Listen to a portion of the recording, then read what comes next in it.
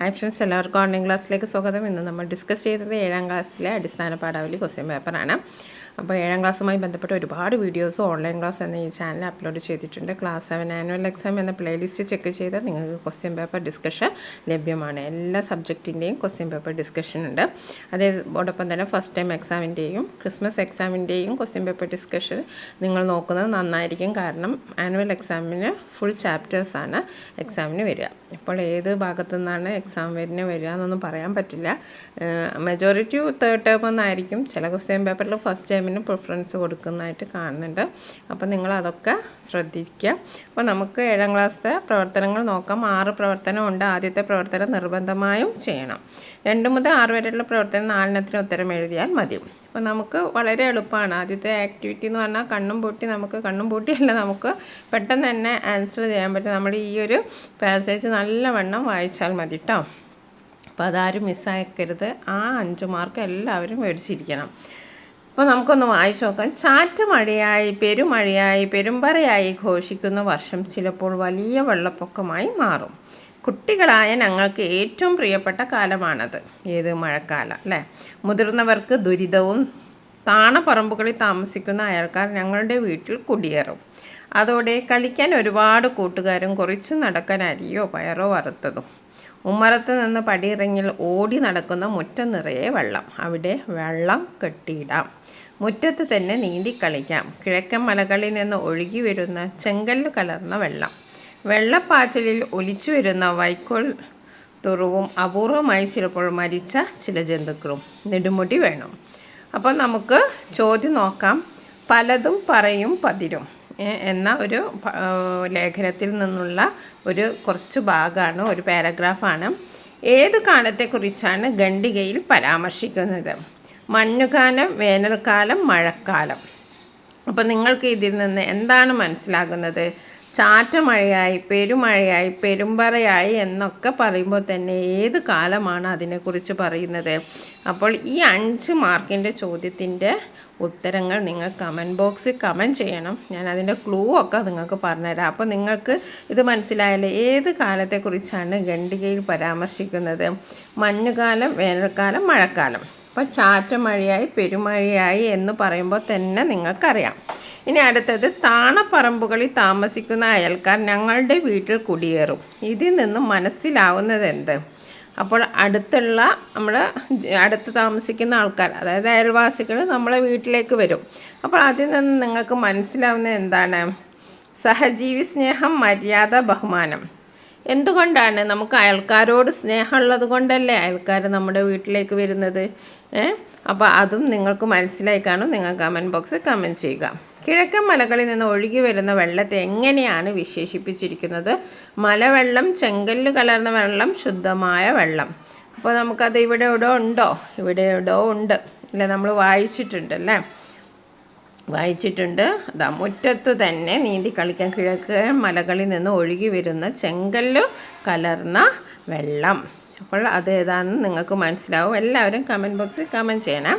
പറമ്പിലാകെ വെള്ളം തുഴഞ്ഞ് നടക്കും എന്ന വാക്യത്തിലൂടെ അർത്ഥമാക്കുന്നത് ഇത്. അതായത് പറമ്പിലാകെ നമുക്ക് തോണിയൊക്കെ തുഴഞ്ഞ് നടക്കാം എന്ന് പറയുന്നത് കൊണ്ട് എന്താണ്? പറമ്പ് വരണ്ടുണങ്ങി. പറമ്പിൽ തീരെ വെള്ളമില്ല എന്നാണോ? പറമ്പിലാകെ ചളി നിറഞ്ഞാൽ നമുക്ക് വെള്ളമായിട്ട് നടക്കാൻ പറ്റുമോ? പറമ്പ് പുഴയായി മാറി. അപ്പോൾ ഇതിലേതാണ് നിങ്ങൾക്ക് മനസ്സിലായിട്ടുണ്ടാവല്ലോ. പെരുമ്പറയായി ഘോഷിക്കുന്ന വർഷം എന്ന വാക്യം കൊണ്ട് ഉദ്ദേശിക്കുന്നത് എന്ത്? ചാറ്റമഴ, നൂൽമഴ, ഇടിമഴ. അപ്പോൾ പെരുമ്പറയായി ഘോഷിക്കുന്ന വർഷം. പെരുമ്പറ എന്ന് പറഞ്ഞാൽ എന്താണ്? ഭയങ്കര ശബ്ദമുണ്ടാക്കുന്ന ഒരു വാദ്യോപകരണമാണ് പെരുമ്പറ. അപ്പോൾ ഘോഷിക്കുന്ന വർഷം എന്നുകൊണ്ട് ഉദ്ദേശിക്കുന്നത് എന്താണ്? ചാറ്റൽ മഴക്ക് ഒച്ചയും ബഹളം ഉണ്ടാവോ? ഇല്ല. നൂൽമഴക്ക് ഉണ്ടാവോ? ഇല്ല. പിന്നെ ഏത് മഴക്കായിരിക്കും? അപ്പോൾ ഈ 5 മാർക്കിൻ്റെ ചോദ്യം നിങ്ങൾ കമൻറ്റ് ബോക്സിൽ കമൻറ്റ് ചെയ്യണേ. ഇനി അടുത്തൊരു ആസ്വാദനക്കുറിപ്പാണ്, എൻ്റെ കപ്പൽ. അപ്പോൾ എപ്പോഴും ആസ്വാദനക്കുറിപ്പ് എഴുതുമ്പോൾ നമ്മൾ എന്താണ് പറഞ്ഞിരിക്കുന്നത്? കവിത പിരിച്ച് വായിക്കാൻ ശ്രമിക്കുക. അപ്പോൾ തന്നെ നിങ്ങൾക്കതിൻ്റെ ആശയം മനസ്സിലാവും. ഓക്കെ. മഴ പെയ്യും മുറ്റമൊക്കെ മാറും വൻ കടലായിനി. മഴ പെയ്യുന്ന മുറ്റമൊക്കെ എന്താവും? വൻ കടലായി മാറും. പറമ്പും പാടവും ചേർന്ന് പരപ്പതിന് കൂടിടും. അപ്പോൾ അപ്പോൾ വെള്ളം കൂടുമ്പോൾ എന്താണ് അതിൻ്റെ ഉയരം പരപ്പ് കൂടും. കടലാസുടൻ തീർക്കും കപ്പൽ ഞാൻ അതിലെൻ്റെ പേർ നക്ഷത്രം പോലെ വലുതായി നല്ല പോലെ കുറിച്ചിടും. അപ്പോൾ സാധാരണയായി മഴക്കാലം വന്നാൽ ചെറിയ മക്കളൊക്കെ എന്താ ചെയ്യുക? കടലാസ് കയറി തോണികളുണ്ടാക്കും, കപ്പലുണ്ടാക്കും. അതിലെന്താ ചെയ്യുക? ഞാൻ അതിൻ്റെ പേർ നക്ഷത്രം പോലെ വലുതായി നല്ല പോലെ കുറിച്ചിടും. അതിലെൻ്റെ പേര് ഞാൻ എഴുതും. മുക്കുറ്റി മുല്ല മുതലായി മുറ്റും ഗുണമെഴും മലർ പറിച്ചു വയ്ക്കും കാറ്റത്ത് പതുക്കെ കപ്പൽ നീങ്ങിടും മുങ്ങിപ്പോകാതെ ആ കപ്പൽ. അപ്പോൾ മുക്കുറ്റി മുല്ല മുതലായി മുറ്റും ഗുണമെഴും മലർ പറിച്ചു വയ്ക്കും കാറ്റത്ത്. അപ്പം കാറ്റിനെ വിശേഷിപ്പിക്കുകയാണ് അവിടെ. പതുക്കെ കപ്പൽ നീങ്ങിടും. അപ്പം കടലാസ് കപ്പൽ അങ്ങനെ നീങ്ങാണ്. മുങ്ങിപ്പോകാതെ ആ കപ്പൽ മുറയ്ക്ക് പല ദിക്കിലും ചെന്നടുക്കും. അതായത് അതങ്ങനെ മുങ്ങിപ്പോവാതെ പല ദിക്കിലും എത്തും. കാറ്റ് കിട്ടാൻ ചെറുനേരം കിടന്നിടും. കര കാണാതെ വെള്ളത്തിൽ കട്ടുറുമ്പുകൾ കേഴവേ കാണുമേൻ കപ്പലിൽ കയറി താണു പോവാതിരുന്നിടും. എൻ്റെ പേർ പലരും കാണും എന്നെ പലരും അറിഞ്ഞിടും. നാടിൻ്റെ കീർത്തി ഞാൻ മൂലം 4 ദിക്കിലും എത്തിടും. ജി ശങ്കരക്കുറുപ്പ്. അപ്പോൾ ജി ശങ്കരക്കുറുപ്പിൻ്റെ മഴക്കാല സ്മരണകളാണ്. മഴക്കാലത്ത് എന്തൊക്കെയാണ് പറയുന്നത്? ഒരു കടലാസ് കയറി കപ്പലുണ്ടാകും. ആ കപ്പൽ അങ്ങനെ 4 ദിക്കിൽ എത്തും. അതിലൂടെ ഉറുമ്പിനെയൊക്കെ കയറ്റും എന്നൊക്കെയാണ് പറയുന്നത്. കര കാണാതെ വെള്ളത്തിൽ കട്ടുറുമ്പുകൾ കയറവേ. അപ്പോൾ വെള്ളത്തിൽ കാണുമെൻ കപ്പലിൽ കയറി താണു പോവാതിരുന്നിടും. കപ്പലിൽ കയറും, ഉറുമ്പുകൾ കപ്പലിൽ കയറും. എൻ പേര് പലരും കാണുമെന്ന് എന്നെ പലരറിഞ്ഞിടും. എൻ്റെ പേര് പലരും അറിയും. അതേപോലെ എൻ്റെ പേര് എല്ലാ ലോകത്തും വ്യാപിക്കും. വെള്ളപ്പൊക്കം എന്ന കവിതയിലെ മഴക്കാലത്തിലൂടെ നിങ്ങൾ സഞ്ചരിച്ചിട്ടുണ്ടല്ലോ. എൻ്റെ കപ്പൽ എന്ന കവിതയ്ക്ക് ആസ്വാദനക്കുറിപ്പ് എഴുതുക. ഇപ്പോൾ വെള്ളപ്പൊക്കം എന്ന കവിത നമ്മൾ വായിച്ചിട്ടുണ്ടല്ലോ അല്ലേ? അതിൽ നമ്മൾ മഴക്കാലത്തെക്കുറിച്ചാണ് പറയുന്നത്. അപ്പോൾ എൻ്റെ കപ്പൽ എന്ന കവിത നിങ്ങൾ ആദ്യം എന്താണ് എഴുതേണ്ടത്? ജി ശങ്കരക്കുറുപ്പിൻ്റെ എൻ്റെ കപ്പൽ എന്ന കവിതയാണ്. ഇതിൽ മഴക്കാലത്തിൻ്റെ മഴക്കാല ഓർമ്മകളാണ് ഇതിൽ കവി പങ്കുവയ്ക്കുന്നത്. പിന്നെ നിങ്ങൾ ഇതിൻ്റെ ആശയമൊക്കെ എഴുതുക. പിന്നെ നിങ്ങൾക്ക് ഇഷ്ടപ്പെട്ട ഏതാണ് വരി, അത് ഇന്ന വരി എനിക്കിഷ്ടമാണെന്ന് പറഞ്ഞിട്ട് എഴുതാം. ഓക്കെ.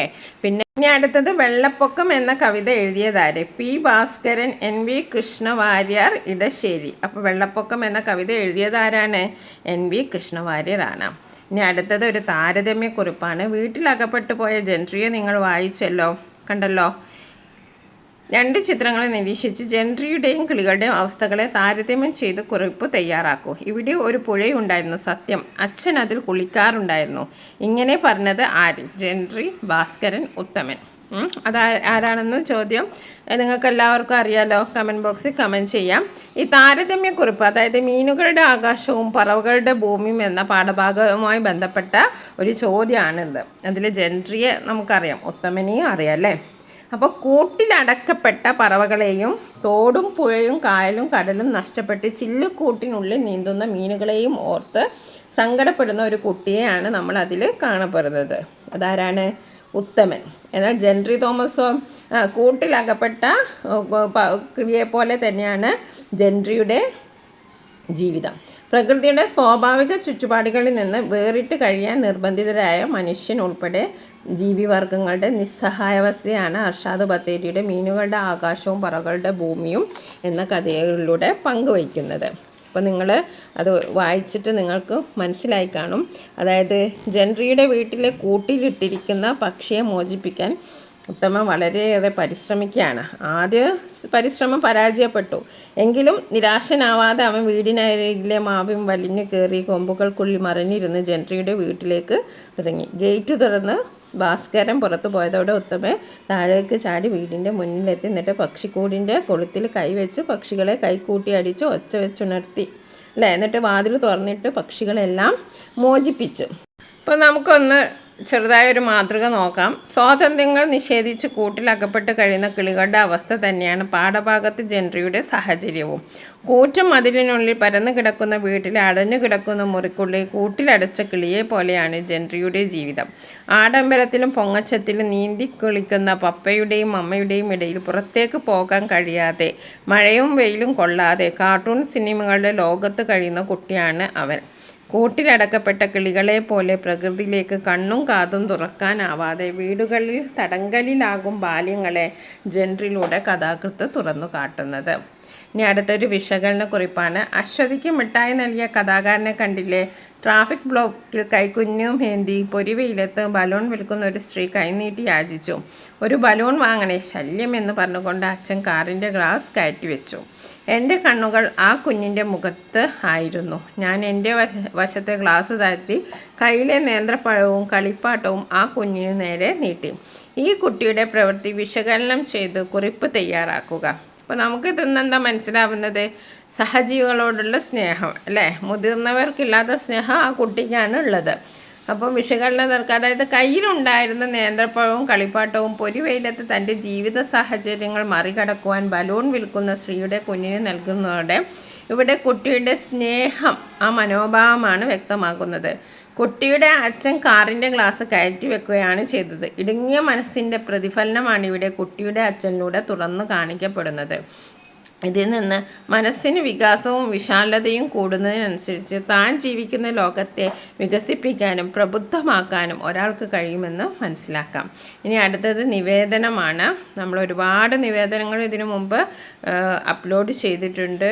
ഫൈനൽ റിവിഷൻ്റെ സമയത്തൊക്കെ നമ്മൾ ഒരു വീഡിയോ ചെയ്തിരുന്നു. അപ്പോൾ അതേ തരത്തിലുള്ള ഒരു ചോദ്യം തന്നെയാണ് വന്നത്. അപ്പോൾ അതിൻ്റെ ഫോർമാറ്റൊക്കെ ഞാൻ ഡിസ്കസ് ചെയ്തിരുന്നു. സ്കൂളിൻ്റെ മുൻവശത്തുള്ള റോഡരികിൽ തണൽമര തൈകൾ വെച്ച് പിടിപ്പിക്കുന്നതിന് അനുവാദം ആവശ്യക്കൊണ്ട് സ്കൂൾ ഹരിത ക്ലബിൻ്റെ നേതൃത്വത്തിൽ പഞ്ചായത്ത് സെക്രട്ടറിക്ക് നൽകാൻ ഒരു നിവേദനം തയ്യാറാക്കും. അപ്പോൾ ആർക്കാണ് നമ്മൾ നിവേദനം കൊടുക്കേണ്ടത്? ആരാണ് സമർപ്പിക്കുന്നത്?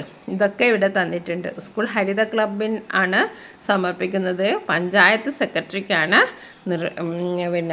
നിവേദനം സമർപ്പിക്കുന്നത്. പിന്നെ നമ്മുടെ പ്രശ്നവും ഇവിടെ പറഞ്ഞു.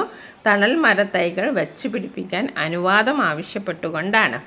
അപ്പോൾ നമുക്ക് എന്ത് നിവേദനം എന്ന് എഴുതാം? ബഹുമാനപ്പെട്ട പഞ്ചായത്ത് സെക്രട്ടറി മുമ്പാകെ കാണിക്കുന്നതിന് ഗവൺമെൻറ് UP സ്കൂൾ 7ാം ക്ലാസ് വിദ്യാർത്ഥികളുടെ സ്കൂൾ ഹരിത ക്ലബ്ബ് 7ാം ക്ലാസ് സ്കൂൾ ഹരിത ക്ലബ്ബ് സമർപ്പിക്കുന്ന നിവേദനം.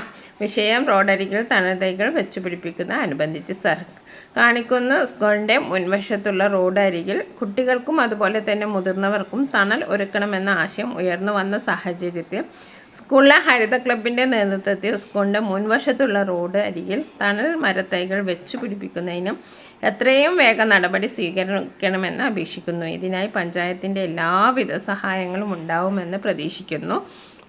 വിധേയർ സ്കൂൾ ഹരിത ക്ലബ്ബ് കൺവീനർ. ഒപ്പ്, സ്ഥലവും തീയതിയും എഴുതുക. ഓക്കെ. ഇനി ജീവലോകത്തിലൂടെ കള്ളിയുടെ നിയമം തെറ്റിച്ച് കളിക്കുന്ന ജീവിയായി ലേഖകൻ കണക്കാക്കുന്ന ആര്? മനുഷ്യർ, പക്ഷികൾ, സസ്യജാലങ്ങൾ. ആരെയാണ്? നമ്മൾ ഒരുപാട് കാരണം ഈ ഒരു ചോദ്യം ഡിസ്കസ് ചെയ്താണ്.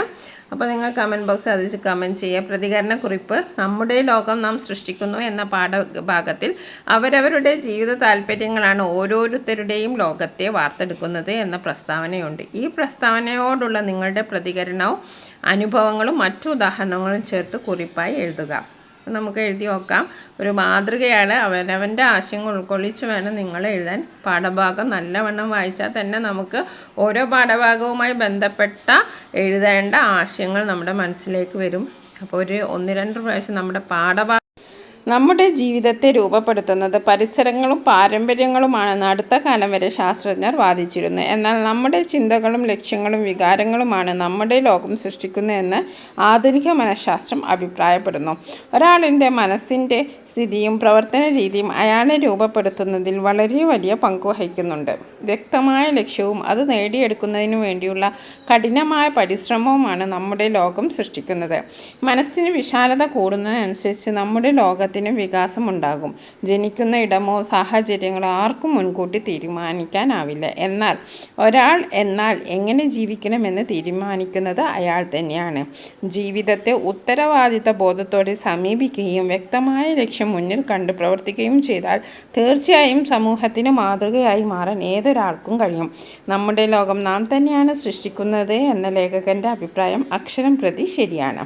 അപ്പോൾ നമ്മൾ ഒരുപാട് കാര്യങ്ങൾ ഡിസ്കസ് ചെയ്തു. പ്രതികരണക്കുറിപ്പ്, അതേപോലെ നിവേദനം, അതേപോലെ വിശകലനക്കുറിപ്പ്, താരതമ്യക്കുറിപ്പ്, ആസ്വാദനക്കുറിപ്പ്, ഇതൊക്കെ നമ്മൾ ഡിസ്കസ് ചെയ്തു. അപ്പോൾ നിങ്ങൾ ഒരുപാട് പ്രാവശ്യം വായിക്കുക, ടെക്സ്റ്റ് ബുക്ക് നല്ലവണ്ണം വായിക്കുക. പിന്നെ അടിസ്ഥാന പാഠാവലിയുമായി ബന്ധപ്പെട്ട ഒരുപാട് വീഡിയോസ് ഈ ചാനലിൽ ലഭ്യമാണ്. Okay, thank you.